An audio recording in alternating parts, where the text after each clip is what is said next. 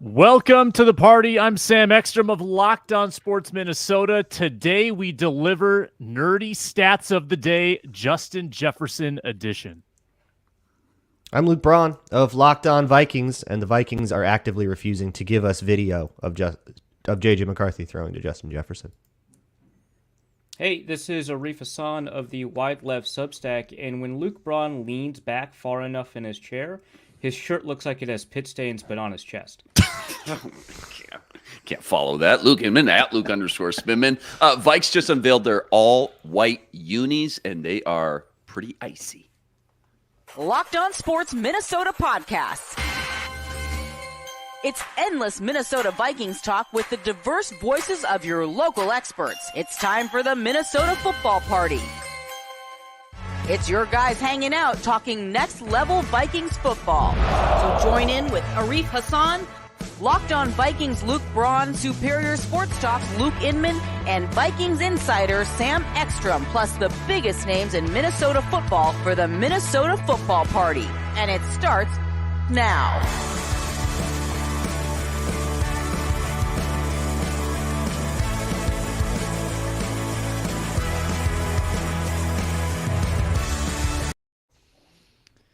Hello, everybody. Welcome in. It's the Minnesota Football Party on Locked On Sports Minnesota. Glad you're with us on this Thursday. We got the full panel today. I'm Sam Ekstrom. You met Luke Inman, Luke Braun, and Arif Hasan. We'll be talking Vikings as we do every Monday and Thursday. Ron Johnson joins with the show in progress. And today we look back on the previous 2 years of Kwesi Adofo-Mensah. Has his 2-year vision really now come to fruition with the extension of Justin Jefferson? We'll take stock of what he's done in his 2+ years at the helm. Justin Jefferson Nerdy Stats, which was spearheaded by Arif Hasan's excellent Justin Jefferson piece. He'll have some nerdy stats as well and some perspective on the Justin Jefferson extension, plus minicamp takeaways, everything coming out of Egan on today's show that is brought to you by Game Time. Download the Game Time app, create an account, use code LOCKEDONNFL for $20 off your first purchase. Terms apply. And lots of ways to watch and listen as well. It's Locked On Sports Minnesota. Please subscribe on YouTube, whether you're watching live or on demand. Hear us on the Locked On Vikings podcast feed, wherever you get your podcasts, or perhaps the Sirius XM app as well. Luke Inman hit on the big one. It's the new jerseys. That's the talk of the town. The new icy winter whiteout jerseys. Like scale of 1 to 10, Luke Inman, are you going all the way 10, or are you leaving a little room for improvement? Probably not a 10. I mean, that's peak. That's got to be perfect. I would give it an 8.6, 8.7, somewhere in that range. They're one of the better alternate unis I've seen in a while. So we'll see how they all look. I think it's the Monday night game, I want to say, late December, mid-December, something like that on Monday Night Football versus the Bears. So I'm excited, though. Best alternate unis I've seen in a while, for sure. I need the white end zones. If you do all this and then you show up with purple end zones, I swear to God. That's why they lost last time. That's right. That's probably true. Yep. For me, probably 7-9. I like them quite a bit. I don't know if I like them as much as Luke does. I think the fonts on the front are a bit of an issue, but I love the way the helmet looks.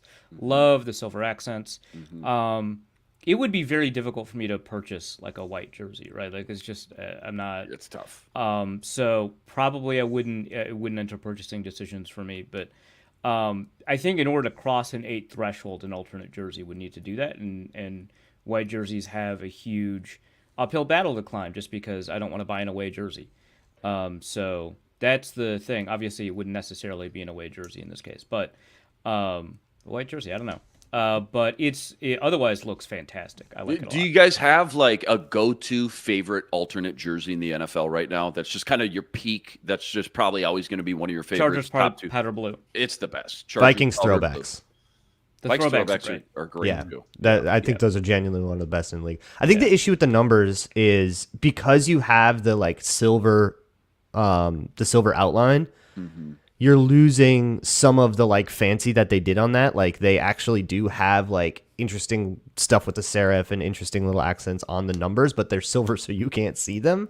And it makes the numbers look like they're too far apart because the silver is blending too much with the white. Yeah, and I get it. Silver on white is the point. But the silver outline like But has you- its you drawbacks can't- and kind of It looks sounds weird. like a Right. play-by-play's worst nightmare. It sounds like a lack of contrast that's gonna make. Well, no. You All can see the Exposing numbers. cameras for it will be interesting, but like there's Yes. white jerseys in every game, so it's okay. The numbers will be easy to read, and if a play-by-play guy is relying on the nameplate on the back of the jersey, that's a problem of their own making. Yeah. I like Eric Thompson's comment here, though. Love the silver accents. He's Would showing imagine up, what I yes. imagine people think when they say beard. Time comes for us all, Eric. Macho Meach asking if we can play the breaking news sounder for the jerseys. Yes, they I dropped. love that sound so much. I think Macho Meach is in like a speed style situation where if he doesn't hear that sound, the bus will explode.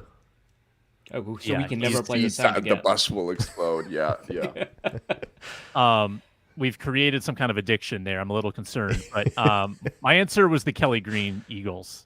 That's a Oh, good. those are one. very good. Those are great. Yeah. Yeah. Oh, the Top Oilers. five. Those are the other ones I was trying to Oilers think are of. great too. Oilers are great. Creamsicle Buccaneers, Yep. fantastic. I think. Yep. But yeah, I'm going to stick with the powder blue Chargers. Although for humor, the Bumblebee Steelers, mostly because it's a bottom 5 one.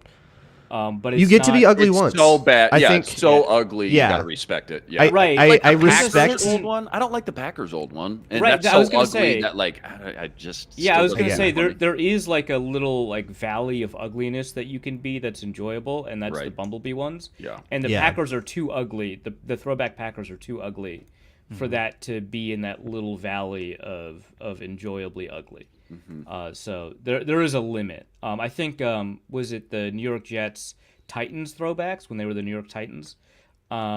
Those ones also look bad.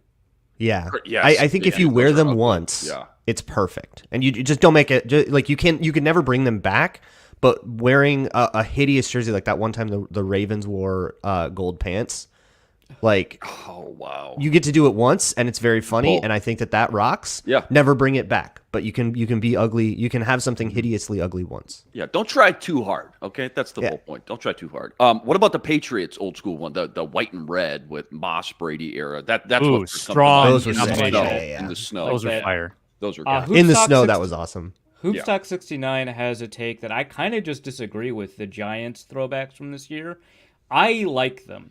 I feel like I'm in the minority on that one. Yeah, I'm with you, Arif, but we're on an island. I They gotta pull look it up. like the old football sweaters. I love that. And I understand like the people don't like the khaki pants, and I get it. But I think when you view them as if they are old uniforms, they look fantastic to me. Anyway, Kwesi Adofo-Mensah took over just a quick transition Who? there. never heard of them. Kwesi Never heard Adofo-Mensah of took her. over early 2022. He is 2+ years into his tenure. He always talked about a 2-year vision, right? The 2-year time horizon. Sorry, not vision, time horizon. Right. We've really reached that time horizon now that 2 full seasons in the rearview mirror, looking ahead to his 3rd season at the helm. Luke Inman, now that you are looking at Kwesi's work in retrospect, so we have now we know what's happened. We've reached this point. We've got the offensive weapons, the rookie quarterback, the remade defensive personnel, the cap space available, going forward. How do you kind of evaluate the work that he's done now that we have the benefit of hindsight? Yeah, we can get into all the personnel. They got a great young core, especially on offense, that we're all excited about. But honestly, I take a step back and look at bigger picture. Even with 3 full off seasons now, the fact that he had to do so much damage control, and not just year 1, but really it took 2 years to kind of get back to ground zero again with just the cap mess left behind by Spielman. And so I think that kind of forced him to almost play with like one hand tied behind his back, so to speak. So I know it took a minute to kind of get back to kind of this even playing field now. And I think now finally 3 full off seasons, now we're finally being able to see a little bit more accurate short and long-term vision of what he wants it all to look like. So obviously, we've heard him get up to the podium, talk a million times about, I want to build sustainability, build a roster that's able to compete on a year-to-year basis and all that. He's got 2 cheap quarterbacks now instead of Kirk Cousins paying him all that money. So he's got a lot more money to play with. And he has really set himself up very nicely for 2025 and beyond when it comes to the salary cap and all that. So it feels like now, we're finally at the doorstep of being able to kind of see all the fruits of his labor. He had to dig out all the weeds, so to speak, in the garden the first 2 years. But I will say, personnel-wise, we always talk about every organization, it kind of starts from the top down. When they hired Kwesi, the next domino to fall immediately after that was, okay, which head coach are they going to hire? Is it going to be D'Amico Ryans? Is it going to be Harbaugh? Was thrown out there quite a bit. That was an A topic for a while. Is it going to be KOC? I really think they nailed it really when they decided to hire KOC. And we've already seen how important in this league it is to have stability at the head coaching spot. You could make a case Kwesi's best move to date so far through these 3 off seasons maybe is Kevin O'Connell. You could even go a step further. I think we're going to look back. I don't know how long he's going to be here, but the Flores hire, you could take a step back and say hiring Ed Donatel might have been the biggest blessing in disguise there ever was to this team, because the defense was I can't. It was so bad that I think the next offseason they put such an emphasis, like, we can never do, if we're going to be successful and keep our jobs, talking about Kwesi and KOC having conversations, behind closed doors, if we're going to keep our jobs and be around for more than like 3 years, we got to land a solid defensive coordinator. They obviously find Flores. He's been worth his weight in gold so far. It feels like this defense is really kind of primed to be a big part of this team's identity, not just this year, but for however long Flores is here. He's been huge. So I think he's going to be a big part of this team's success, hopefully not just this year, but beyond. But I think there's a case to be made. Kwesi's 2 best hires so far, maybe 2 best moves, hiring KOC and hiring Flores as well. Yeah, putting the 13-4 season on his resume right away also bought so much patience and so much equity as they dealt with the injury issues to Kirk Cousins last year, to Justin Jefferson.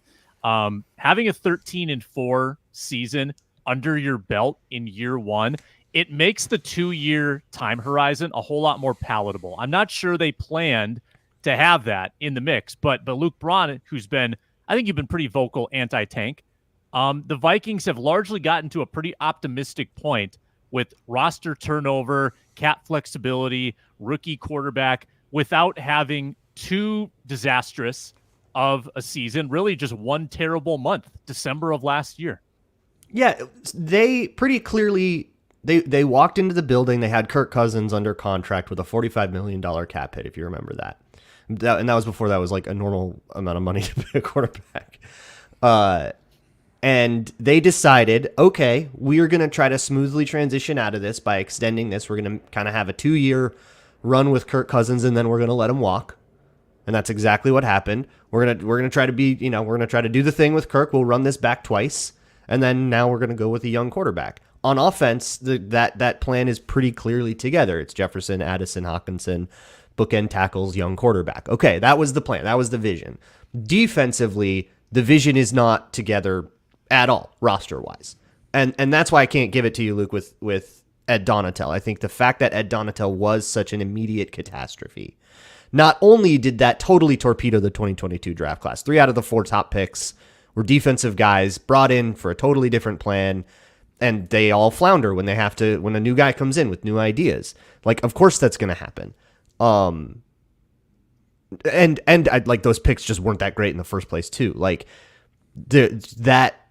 but like the spectacular failure of that class, yeah, man, you change the coordinator after a year. You let the Ed Donatel plan come in and dictate 3 of your first 4 draft picks. So now the defense is in a tougher spot.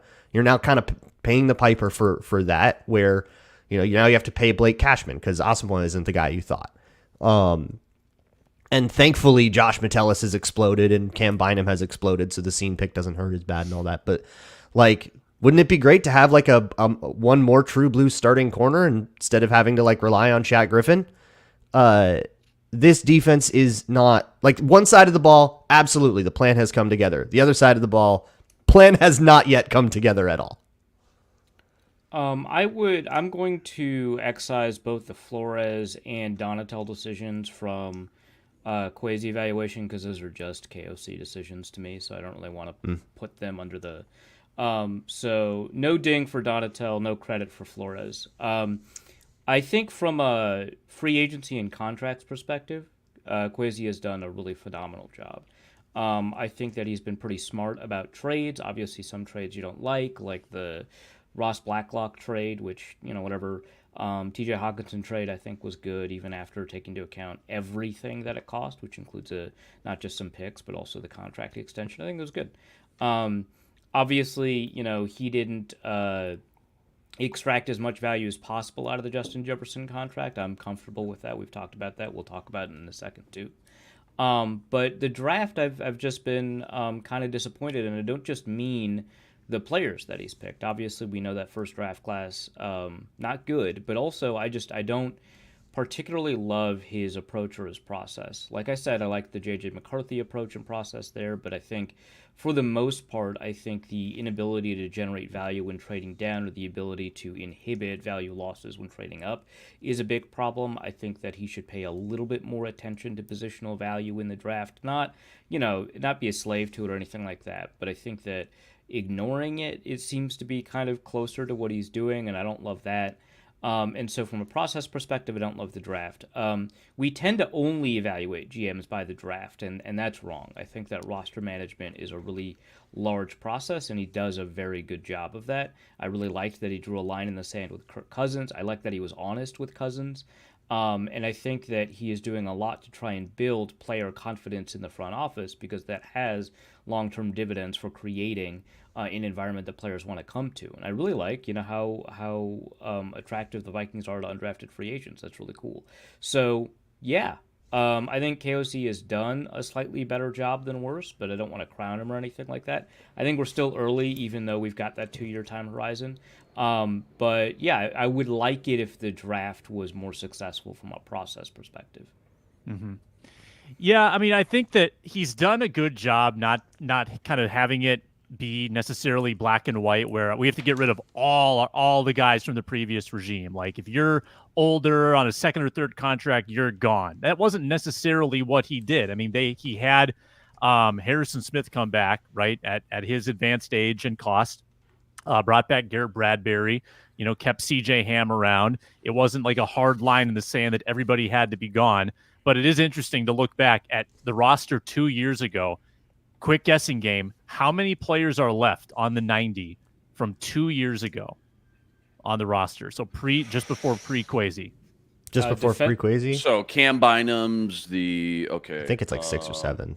But I've already... At it? Yeah. I'll say 12. I was going to say 11. I don't know why I said 12. 12 is correct. That's exactly 12. right. 12, okay. Nice. Well done. Well done. And that includes, Kene Wongwu, Blake Randall. Like the 2021 draft class, which those guys are all just on their rookie contracts. Yeah.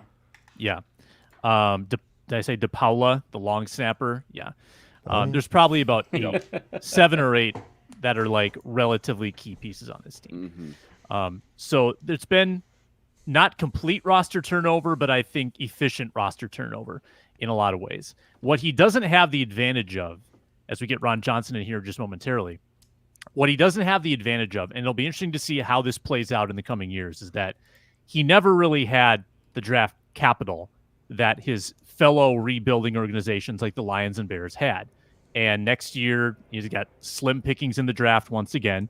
So how will he navigate it, having to probably over-rely on free agency because the 2022 class didn't really work out, versus the teams that had the capital, that had the high draft picks? That's going to take 5 years, I think, to sort out how that actually played out.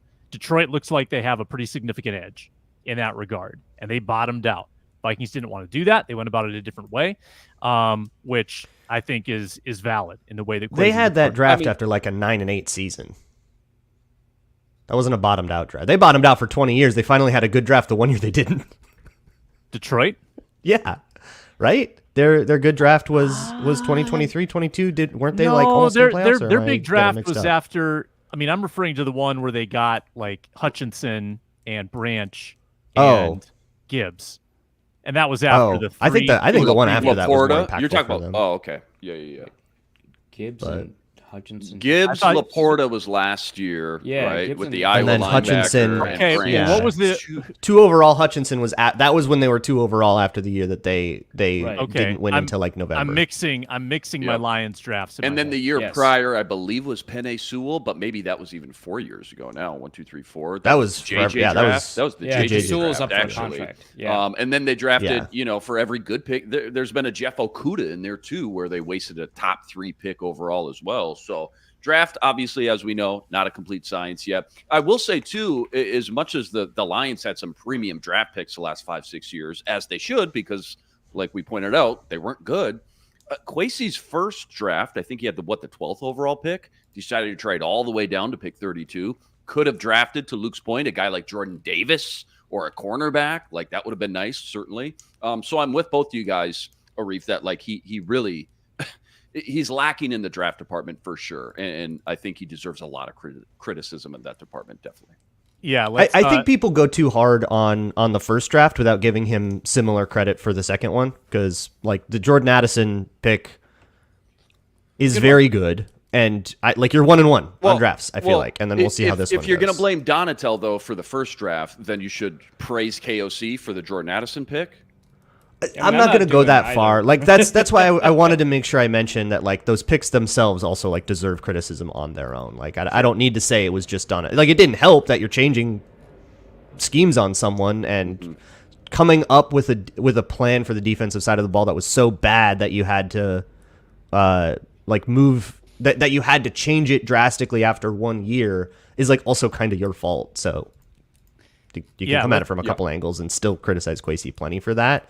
But like, I hear about people lamenting the Scene pick way more than praising the Addison pick, and I don't think that that's correct. Call it 1-1. I think that you can just say 1-1. It's fine. I think that's really fair. Let's take a brief pause, and then Ron Johnson will weigh in on some mini camp and Justin Jefferson topics next. This episode is brought to you by BetterHelp. Are you stressed? Most people are in some way. We want to get these small things, these big things off your chest, the stuff that keeps you up at night, the stuff that's churning through your mind. It's important to talk about that with somebody, process it, get to the source of it.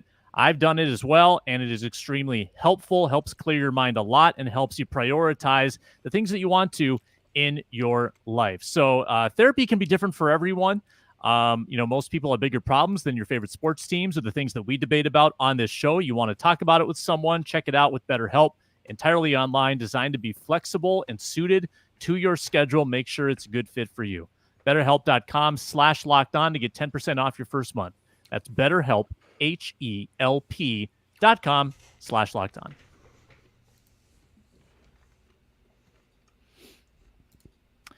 All right, let's bring Ron Johnson into the program at 3 Ron Johnson. He's the host of the Ron Johnson Show, and he appears just about every day here on Locked On Sports Minnesota. He's about to go to minicamp and check it out this afternoon. Ron, what are you hoping to observe today? Not much, I like to get my before training camp look at what they're doing. I know we can't talk about what they're doing or any changes, but I did see N'Keal Harry with the tight end stuff, so I wanted to connect with him really quick as well.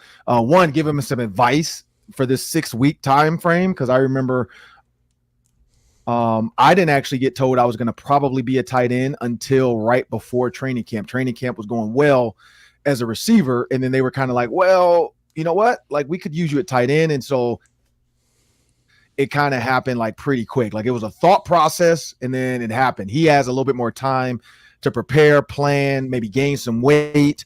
Cause I ended up getting up to like 247 pounds to do it. So I just wanted to connect with him, and that's really it, man. Just see JJ McCarthy. And I know there's some new stuff to the offense that we can't talk about, but just take a look at it. Ron, obviously, a lot of people clamoring about signing Dalton Reisner last week. What's one position you think is now the thinnest depth-wise, or even what's one depth chart battle you're just most intrigued about going to minicamp today? Honestly, it's not really a lot. Like, there's no real battles this year. Like, I don't think when you look at it, other than like, I think Eddie Ingram probably has his spot locked down. The whole line is locked down. The defensive line, I guess is going to be the only question mark, the interior defensive line. But Harrison Phillips is the one, and then who's going to be alongside of him more so than not. But I think it's going to be an array of guys coming in there. You think about the outside linebackers. We know who those are. You think about the middle linebackers and Ivan Pace and Blake Cashman. That's pretty much set. You look at the safeties. It's pretty much set with Josh Metellus and Harrison Smith and Cam Bynum.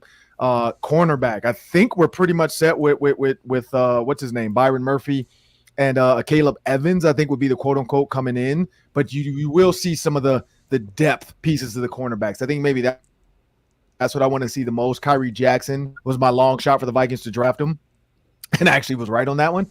And so getting a chance to check him out. I did see him at the softball game as well. He's long, he's tall, he's athletic. So seeing how he fits in this system as well, because with his length and his ability to play, because if you watch the Oregon defense and a lot of his interceptions, it was pretty much a lot of zone and him roaming the field and reading the quarterback. So I'm interested to see how Brian Flores can use a guy like that, because maybe he potentially comes like a nickel safety or a Josh Metellus 2.0. So Alec Lewis over at The Athletic wrote a piece about what the inside of the Vikings facility was like when it was announced when Justin Jefferson signed his contract. Coaches were going crazy. They were sending each other like gritty gifts and stuff like that. Have you noticed any change in kind of the temperature of the building? I mean, everyone knew that he was going to sign, but having it done, right, has got to feel pretty good. Have you noticed any change just in terms of how the players have interacted with this news? Have you noticed any change in kind of the vibe or the energy of the building? No, I mean, the people I deal with in the VEN, I mean, they kind of knew it was coming. We kind of knew it was coming. Like, and you guys know that, like Sam and I have talked off air before. There's things that I know, like when the schedule was released and all the stuff that I can't say until it happens. And so I kind of already knew, like around the softball game, I kind of already knew it was going to happen. I think the coaches knew. I think everybody was just like making sure in that ninth hour, nothing happened crazy, whether it was physical, whether it was verbiage or language within the contract, which I'm guessing there's still some, because we haven't seen the full language yet, that has to get worked out. But no, I think everybody kind of had a feeling. The fact that the Vikings right away said, no, we're not trading Justin Jefferson, they kind of knew where they wanted to go. As far as the gritty gifts or whatever, that's probably a coach just saying he sent one. I don't think a lot of those other coaches, like I've talked to defensive coaches, like Brian Flores and I, our kids ran, which super weird. I didn't even know this until like the last meet. Our kids run track together. And so I happened to be standing there and he kind of walks by me and, you do that look like, wait, what are you doing here? And so he and I chop it up for a while during the track meet, but his mindset is on the defense. Not to say he doesn't care about Justin Jefferson, but some of the defensive coaches are like, all right, good. We got 18 back, but we got to do our job. Now, the offensive coaches, yeah, I know they probably, especially Keenan McCardell and those guys, like, yeah, we got Justin back for 4 more years. But I think the goal's always been what it's been, which is once we get him back in the building, he's back. Now we got to get our quarterbacks going. I would say the mood is more of like everybody's relaxed. I don't know if it's like, woo, like, yeah, let me throw a party. It's more like, all right, we're good. Let's go to relief. This is 6 weeks. Yeah, this 6 weeks is relief. Think about last year when TJ Hawkinson hadn't done it yet, and then training camp, he has a back injury, and then he has a foot injury, and then he has a whatever calf soreness, ear infection. Very serious ear infection. The ear infection. I forgot about the ear infection. So, like they don't have to deal with that with Justin Jefferson in this training camp. He can show up day one of training camp. He's going to sign autographs. He's going to run out and do the jet. He'll gritty when he scores a touchdown. I mean, all that. I think everybody, the biggest thing is going to be put a bubble around him. During training camp, I don't care if it's a 50-50 ball, you back away. Let Justin catch the ball and come down to the ground. Do not try to break up a pass on Justin Jefferson unless it's another team. Ron, I want to ask you some stuff about that transition from wide receiver to tight end, because you did it, and I'm so interested in it. When it comes to blocking, especially, like wide receivers have certain blocking responsibilities, and it's a lot more involved for tight end. What's the hardest thing that you have to like learn that's new when you haven't played tight end before, but you played wide receiver? So it depends. So for me, I was more like an H-back. So I didn't have to, quote unquote, be the head of the spear of the tight end. Like I wasn't on the strong side a lot. I was always backside. So if it's 3-step, I really just got to anchor for 1 second and hope he gets the ball. When we were 1 by 1, tight end on the line, me off, it was more so of I'm the lead blocker in the run game. If I motion to the backfield, same thing. I might have to do a little scan and protection and so if he comes, who's the next guy? If he doesn't come, then what's my route? So that stuff for me was the hardest to pick up. Is like once we identified the mic, okay, now let's count who are our three guys, and then we'd have a lot of tango blocks, me and the tight end or me and the tackle. So if it was a tango block and I'm knowing that I need to pin this guy so the tackle can pull around me, working on that type of stuff. Like how do you pin a guy? How do you not trip the tackle? How do you not let a DN push you into the tackle? Because that's what he wants to do. He wants to take both of us so that the tackle can't release because it's a toss. So I'm trying to just hold the defense in and say, I'm not going to stop you, but let me just slow you down for a half a second so the running back can get the edge. All that little stuff like that. But again, when you think about like Olin Kreutz was our center with the Bears, having a guy was huge because he was a talker. You know, he was a guy that was coming to the line, not only pointing out the mic, but then he was also calling out some of the other stuff. Like, you know, me and him have this guy, blah, blah. Like he was calling it out to the point where it made my job easier. The other thing, though, learning how to block, like Izzy Adoniche, Wale Agunye, like Brian Urlacher, Lance Briggs, like learning how to block different guys like that of that size. You know, like Urlacher had a different speed than Lance, and then I'm not gonna lie, Wale and Adoniche, I had no like they literally like I felt like one time my back was gonna break trying to like anchor down and stop those guys for like 2 seconds or 1 second. So then I learned how to kind of do the like step back where I'm gonna let them push me back, but I'm not gonna run back. And so all that little stuff I started to learn. Like Des Clark was one of our main tight ends then, and so learning all that from those guys. You know, Thomas Jones was running back. We had just drafted Cedric Benson, so kind of learning from those running backs too, because I was everywhere. I had to be in the backfield, I had to be a tight end, I had to split in the slot. But 90% of because of what I was doing at receiver in the slot, what they end up realizing is like, well, look, when he gets a nickel on him, we can run the ball. When he gets a linebacker on him, let's run him up the seam. And it was working. And that's that was the thought Lovey had, was like, I'm a mismatch, even though I'm like 4.5, you know, speed, but at 240, 245, tight ends can't run with, or linebackers can't run with me up the seam. And that's why the Bears ran so much Tampa too, because they realized it too. How do we stop that middle seam? Because they got killed. If you look back to the Colts with Dallas Clark and Ben Utek, same thing. Like he was trying to figure out, like, man, they use their tight ends up the middle and killed us. How do I get that? And then that's what ended up, you know, that's what Lovey's thought was going into this. Like, how do I create this? How do I get this? And he never, and again, the coach got to it before he did. Like he was trying to find it. I just got hurt that first game and we never really got to do it. But that's the thought. Like, I don't know if N'Keal Harry becomes that guy. I don't know if the TJ Hawkinson injury can be his entryway into the, you know, into another spot on the team. Because you can have, now he becomes the 6th wide receiver and the 4th tight end. And that actually gives you a luxury of one guy helping you out at 2 positions. He'll do a ton of special teams. He can be on punt and kick. Like I was on every special team, field goal, punt, kickoff return, punt, return. So same thing. If he can get into that special teams coach, and that's what I'm going to try to tell him to, get on every special teams, all 5 phases, even field goal, because now you become that additional guy. Quickly, last one, Ron. You know, oftentimes when there's a veteran quarterback, we hear about the veteran QB getting the receivers together during this off period and building some chemistry, right? Throwing the ball around. When you've got a rookie quarterback and, you know, Sam Darnold, who's in his first year here, who do you think has the responsibility of initiating that team building kind of activity? Does it fall on Justin Jefferson now that he's really the face of this offense? How do you think that would play out in the next few weeks?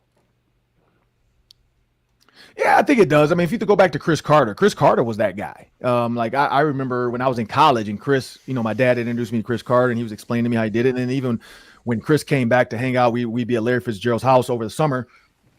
And Chris would kind of like go through that, like, man, and he was basically like telling us these stories to tell Larry, this is going to be your job at some point. And that's why when Larry started doing it here in Minnesota, he would have his Arizona guys come here. He would have his quarterback come here. He would have those guys come work out. Jerry Rice was here, Terrell Owens, Brandon Marshall.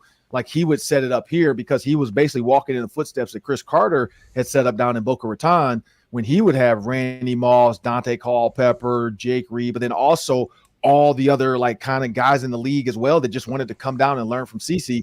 And so I think that's the thing that Justin Jefferson now can become.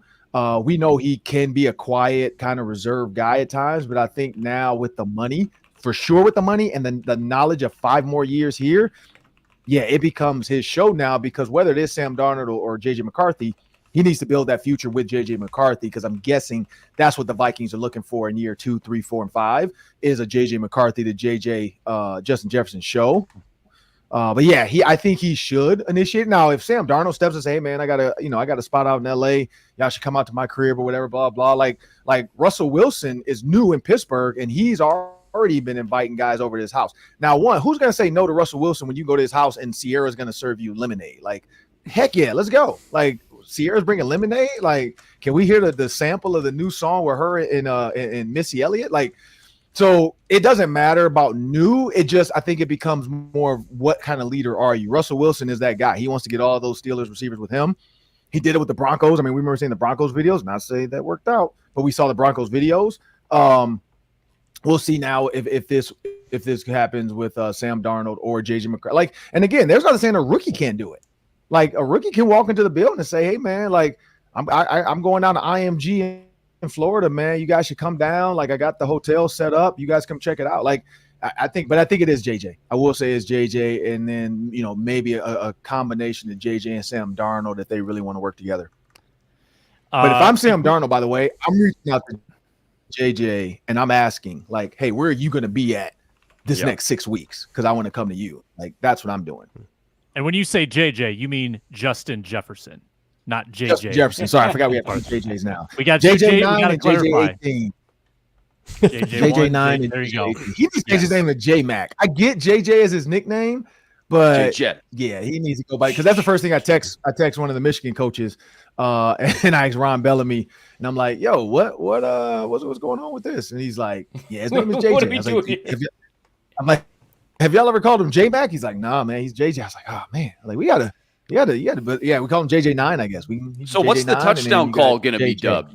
What's the touchdown JJ to JJ call going to be dubbed? JJ to JJ.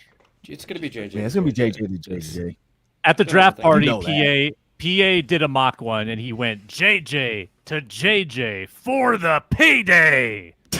Now, we got some alliteration.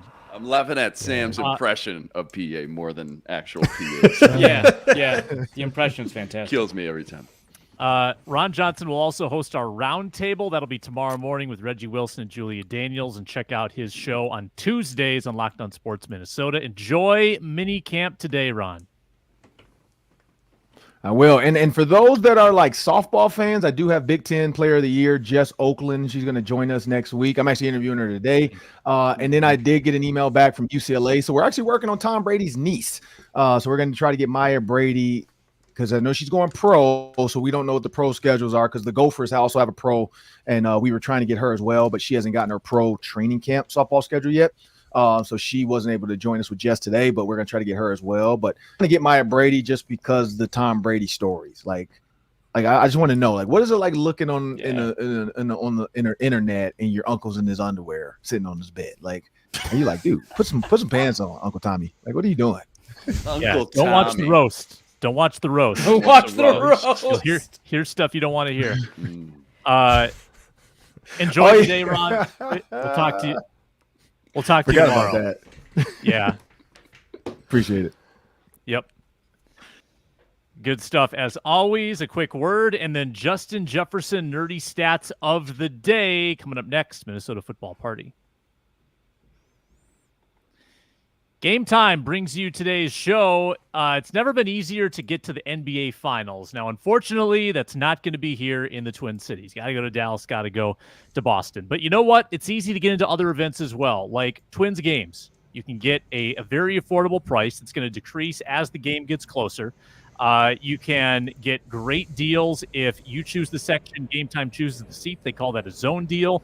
There are in-app deals called flash deals on select seats ahead of the game or event, and they've got the lowest price guarantee. So they'll credit you 110% of the difference if you find better seats. I love using Game Time. It's like 2 clicks. Boom. I've got my seats all taken care of, all in prices and panoramic views that I can check out before I purchase. So download the Game Time app, create an account, use code LOCKEDONNFL for $20 off your first purchase. Look ahead to that those Vikings tickets coming up, folks, because you can now purchase those now we've got the schedule. Again, terms apply. Create an account, redeem code LOCKEDONNFL for $20 off your first purchase. Download Game Time today. Last-minute tickets, lowest price guaranteed. Inspired by Arif Hasan's great post about Justin Jefferson on the Wide Left Substack, it's time for Justin Jefferson Nerdy Stats. Analytics fans rejoice. It's time to get educated Whoa, you're blowing my mind right now. with the nerdy stat of the day.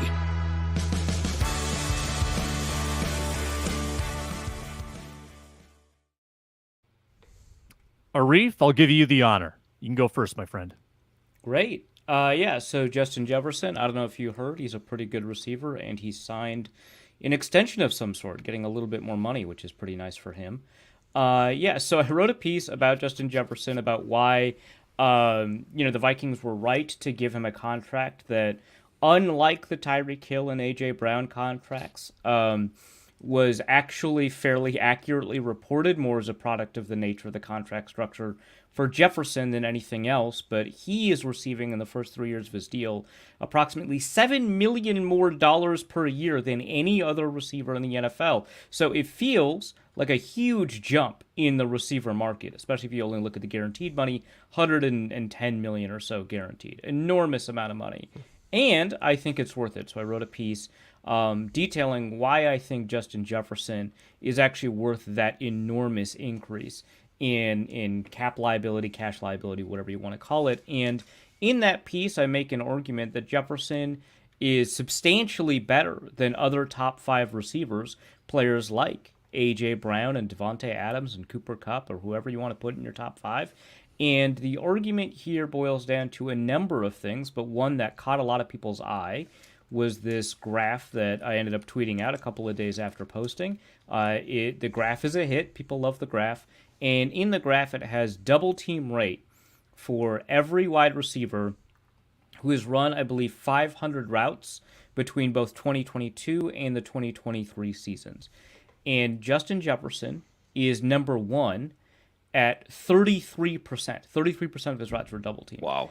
Now, that sounds like a lot, and it is, but it's also bigger than you think, because second place, Tyreek Hill, is at 28%. Wow. It is nuts. Thank you for putting the graph up So on screen. insane. It is a insane. nuts graph. The distance between number 1 and number 2, so Justin Jefferson and Tyreek Hill, is also the difference between number 2 and number 15, Brandon Ayuk. A very, very good receiver will draw double teams at a 20% or a 1 in 5 rate. So you see DeAndre Hopkins there, you see Amon-Ra St. Brown's there. A.J. Brown is almost at a 20% rate. A very good receiver will do it at 1 in 5. A great receiver will do it 1 in 4. So that's where you get your CeeDee Lambs and your Tyreek Hills. Justin Jefferson does it at a 1 in 3 rate. A third of his routes, he has experienced a double team of some sort, whether that's a bracket, a true double team, or what have you. And that ability, the capacity to fundamentally alter the shape of the defense, is so massive that I think it warrants that kind of increase in cash liability. The way that the Vikings have paid him out is totally justified by what Justin Jefferson does. So there's that. There's other statistics in the piece. It discusses the fact that, for example, Jefferson is one of just 3 receivers to actually get a PFF grade above a 90 on double teams. So it's not just that he's double teamed a lot. It's that he is really successful even when he's double teamed. So him, A.J. Brown, Tyreek Hill, above a 90. He's the only one with a catch rate or a contested catch completion rate above 50% on double teams. That doesn't, I guess, shock you given his highlight reel, but it's nice that no one else does it. So when he's not open, he's open. And when he's open, he's really open. Wow. That's That insanely actually, interesting. so when you say 1 in 3, 1 in 4, 1 in 5, you're talking about 1 in 3 plays. He's double covered, Yeah. correct? Yes. Boy, so 2 out of 3 plays, he's not double covered. I'm Sam Darnold. I'm looking over there going, okay. Yeah, what's going on? Let me just over throw it up. Just throw it up. All the time. That's insane, though. That blows my mind. That's absolutely nuts to see how big of a gap over guys like Tyreek Hill and CeeDee Lamb. That's absolutely insane. Remember at the Super Bowl when Justin Jefferson was like, well, yeah, it's going to be a special amount of money because I'm special. And everyone was like, come on, Justin Jefferson. Like, no, he was actually just right. It is, in fact, a truly special amount of money. No, he's just got a point. Like, that's his thing. It's JJ. Real quick, I know we've touched on this before. Quick refresher, though. Receiving yards needed to surpass former Vikings on the all-time list. Currently, JJ's number 8 all-time Vikings receiving yards list. And going into year 5, if he puts up even just 1,000 yards again this year, which he did that even though he played, 10 games last season, I want to say. If he puts up 1,000 yards again, he's going to jump from number 8 all the way to number 4 and pass Adam Thielen on the Vikings all-time receiving yards list. The gap widens a little bit from 4 to 3, but if he puts up 1,700 yards this season, which, again, it's on the table. Under KOC, come on now. That's definitely in the realm of possibilities. He'll jump to number 3 all-time. He'll pass Anthony Carter on that Vikings list. So 2 huge, potentially monster milestones for him this year. Hit 1K. You pass guys like Steve Jordan, Sammy White, Jake Reed, Thielen. You hit 1,700 this year, and he'll end up number 3, and then it's just Moss and Carter to climb.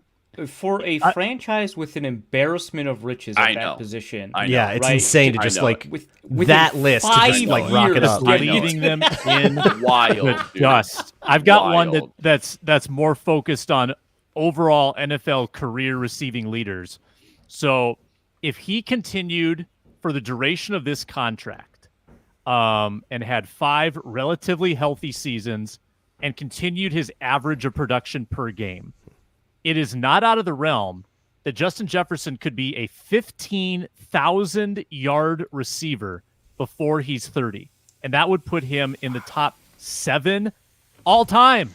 Wow. And if